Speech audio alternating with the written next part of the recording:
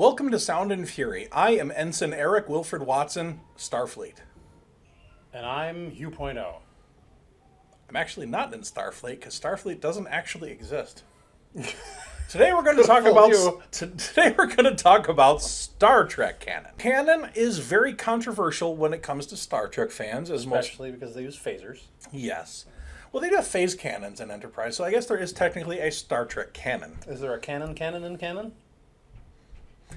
Some fans take canon to the extreme. Some really nitpicky about any canon violation, any inconsistency in the storytelling. Some really don't care and just enjoy the show. Some are sort of in between. I want to talk about the fact that, in my opinion, which is a fact, it is a fact that it is my opinion. The fact is that it is your opinion. Yeah.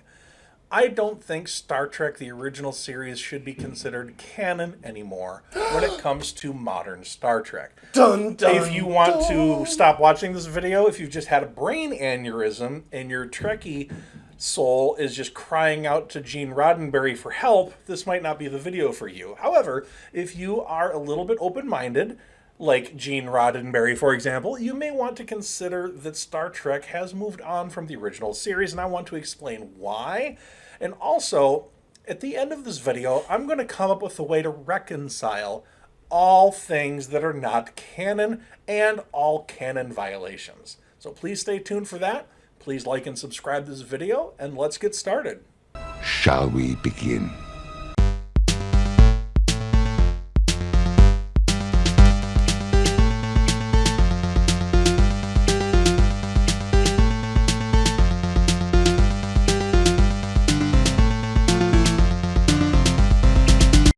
When it comes to how we think of things, there's a little bit of psychology here.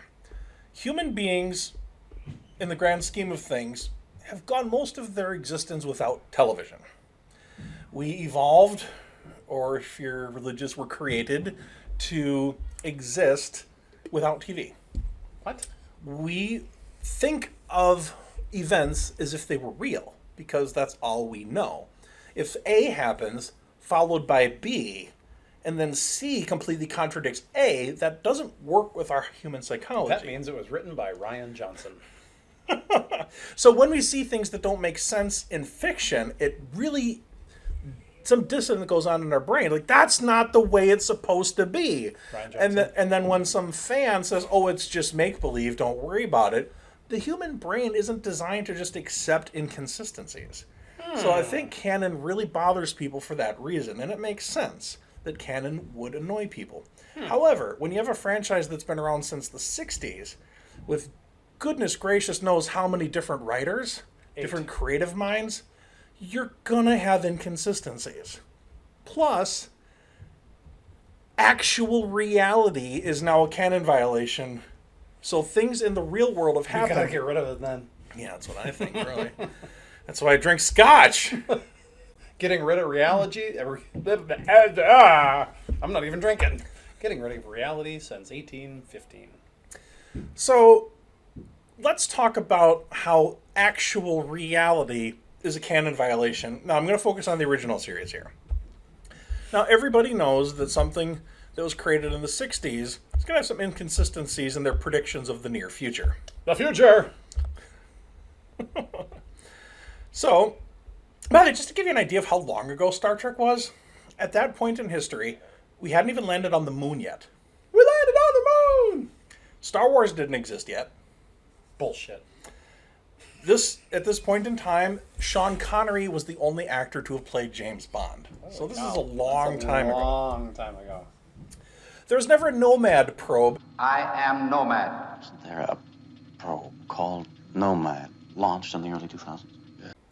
There was never a crewed mission to Saturn in 2009. Unless we return Captain Christopher to Earth, there will be no Colonel Sean Jeffrey Christopher to go to Saturn. In the original Star Trek, they use miles instead of kilometers. Chekhov refers to Russia as if the Soviet Union still existed. He calls the city Leningrad instead of St. Petersburg. Whoopsie-daisy. There was never any interstellar sleeper ships in the 1990s through the 2010s. They were? You don't remember? Well, I slept through it, apparently. Sleeper ships went obsolete in 2018 because they developed faster ways of traveling from planet to planet. That didn't happen. Huh. In 2018? Oh, no, I remember that happening. Yeah. Oh. It must be from alternate realities. Must be. In the year 1996 or thereabouts, we had the eugenics wars. Oh, yeah, I remember those. Yeah. Oh. Now, In the year 2000. in the original Star Trek, World War III and the eugenics wars were considered one and the same. They occurred in the 1990s. Mid-1990s was the era of your last so-called World War. The eugenics wars. Which was fine when you were doing a 1960s show and you figured nobody beyond the 1960s is ever going to give a shit or notice the show existed. Do you think they had just an inkling that somebody in the 2020s is going to be still making new Star Trek? No, not even close. So you got to forgive that. And Do you, though? no, they should have gotten it all correct. Yes. But they retconned World War III to have taken place in the early mid-21st century in the Next Generation and First It's Contact. happening now. Star Trek Strange New Worlds retconned it again. They say we're about to have our second Civil War, which will flow into the eugenics wars and eventually just become World War III. Huh. So in Strange New Worlds, they kind of push that off to our near future, but it's not going to be long before that becomes a violation of canon. Good God, y'all. What is it good for violating canon? Okay. Yeah. No, well, that's how the original song went until something happened. I got nothing, folks. Sorry. And then we on get a into roll. the canon violations where the show's just inconsistent with itself. The Klingons look different in the original series versus the Next Generation. Discovery made them look like orcs, and then Picard made them look like Klingons again. So, Make your Klingons look like Klingons again. yeah, our Star Trek Enterprise had an episode where they tried to explain the flat foreheads, and then they just ignore that in subsequent Star Treks. Because everybody wants prosthetic foreheads on their real heads. Yeah. And everybody wants a rock to wind a piece of string around. And then there's canon violations that should happen, and you really kind of gotta support. For example, in the original series, women weren't allowed to be starship captains. Your world of starship captains doesn't admit women. It isn't fair. DC's problem. Yeah. Captain Christopher Pike in the original pilot said that he wasn't used to having women on the bridge. Now, she does a good job, all right. It's just that I can't get used to having a woman on the bridge. No offense, Lieutenant. You're different, of course. Blatant sexism, but hey, that was the mid-60s. Yeah. You got it. So they just ignore that. But it is a canon violation to not. The Discovery has a female captain, That which is wasn't before. very forward-looking, was it? Huh. Anyway, all right. I mean, they got some stuff. Well, yeah, they're very progressive for their time, but their time, but they were still a product of their time. So, for all those reasons and more, and plus just the look of the show, you can't look at those sets with 2020's eyes Right. and see the future. You see cardboard, Especially wood like high paneling. definition stuff, right? They put it up yeah. high def, and then it's like, oh my god, I can see the grain in the wood. You can hear the wooden floor creaking when they walk on it. The really super obvious paper mache sets, you can suspend disbelief, but when you pair that right next to Strange New Worlds, and you I don't think I'm just throwing some lens flares, and then he won't notice. right. J.J. Abrams' Enterprise actually looked the same, you just couldn't tell. Exactly. It was actually just a remake of Avatar. You just couldn't tell because it was full of lens flares. But now that we've established that canon has been violated, Okay. The let's- canon is no longer canon. oh, a couple other fun things here. In the original series, the organization that the Enterprise was part of wasn't even a consistent thing. It was Starfleet, sometimes. They referred to Space Fleet or Space Command, or my favorite, the United Earth Space Probe Agency. Our authority is the United Earth Space Probe Agency. United Earth Space Probe Agency. Yes. That sounds like something from the 60s. Well, they were just making the shit up as they went along, which was fine. They did a good job making the shit up as they went along, but inconsistencies crept in. Right. And another thing too is you'd watch a show. It was never meant to go into syndication. It was never recorded. I mean, they were recorded by the studios, but nobody at home had a VCR. So nobody was going to go back and watch a show again anyway. There was no way of doing it. So you couldn't pause it, rewind it, and say, wait a minute, did he just say the Space Probe Association? United Earth Space Probe Agency. Yes, that's what I said. Right, and that was on purpose, that these shows were all designed to be self-contained, because if you watch one, you have to know all you need to know to get the story within that one episode. Right. They had a few threads that carried from episode to episode, but that was rare. Were the threads made out of tribbles?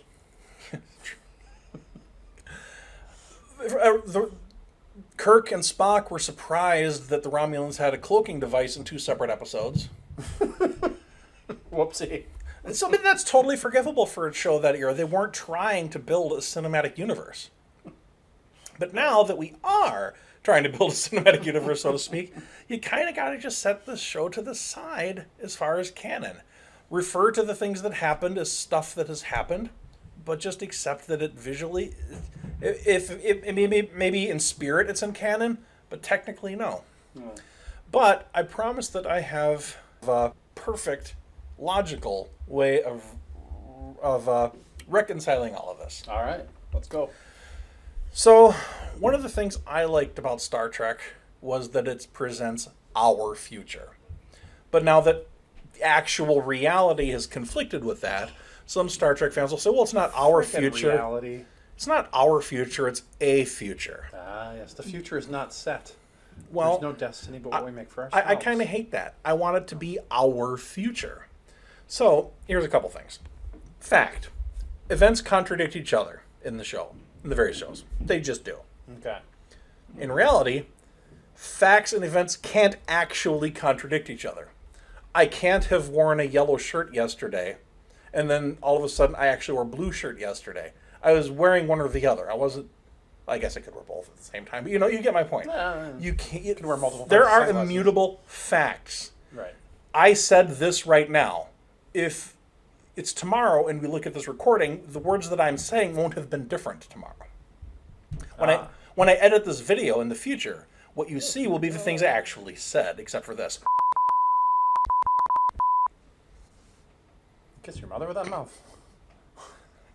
So because conflicting events can't actually conflict, therefore they don't. Oh. In Star Trek... Therefore they don't. Yeah. There's logic. So we also know that time... Now, this sounds like a cheat, but time travel is a reality in Star Trek, and it has since the beginning. Because time flies like an arrow, but fruit flies like a banana. That is correct. That is also canon. You know what I wish they'd bring back from the original Star Trek is the weird colored food cubes. Ah, and blue milk. Oh, wait. That was Wrong franchise. No, but in Star Trek, they have the Department of Temporal Investigations. Of course they do. The Temporal Cold War and Temporal Wars That happened reminds at me some of an point. episode of the MCU. Between the 29th and 31st centuries, there were the Temporal Wars. The 31st century has temporal agents. The 29th century has Federation time ships.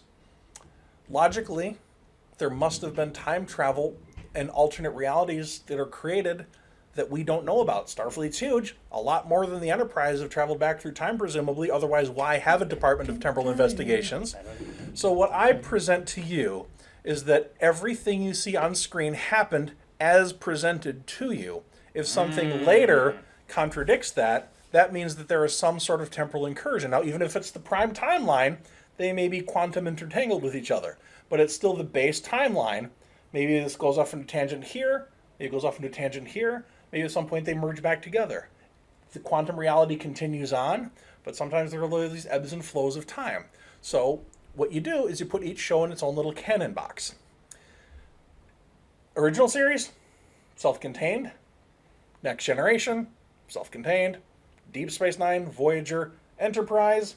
Voyager, All the you just rest... put in a shit box and just I toss it. like Voyager. But if you just accept that there are contradictions, accept that sometimes there are time travels and alternate realities that we may not be aware of, and the characters might not be aware of, just go with it and enjoy yourself. There you go. Just let the art flow over you. Yeah, exactly. Yeah. And if Just accept that R2-D2 flies, and then he doesn't. except for when he does. Except for when he does, but then he doesn't. Yeah, like some people got bent out of shape because in Discovery they showed holographic communications where a holographic projection from another ship appears and they talk to the person that way. And then also 200 years later on Deep Space Nine, they have new holographic communications technology. So they, hey, this isn't supposed to exist for another 200 years. Well, there you go. Maybe they lost the technology. Yeah. To me, that was never really a canon problem to begin with, because I always just thought there maybe that's a more primitive version of it. Because in the Next Generation, like replicated matter was incorporated into the hologram. We're back in the... Nerds! But anyway, that's all they got. So I still think that Star Trek is fantastic, even though it contradicts itself from time to time. Just roll with it. Who gives a shit? Have fun. It's a good story. Enjoy the story. If it contradicts with another story, who gives a shit? Just imagine that it's in an alternate reality. And at the end of the day, none of this shit actually exists anyway, except for that it actually does. So enjoy yourself. It's all real. I knew it. Anyway, live long and prosper. Nanu nanu. And may the force be with you, Gandalf. Hello, computer.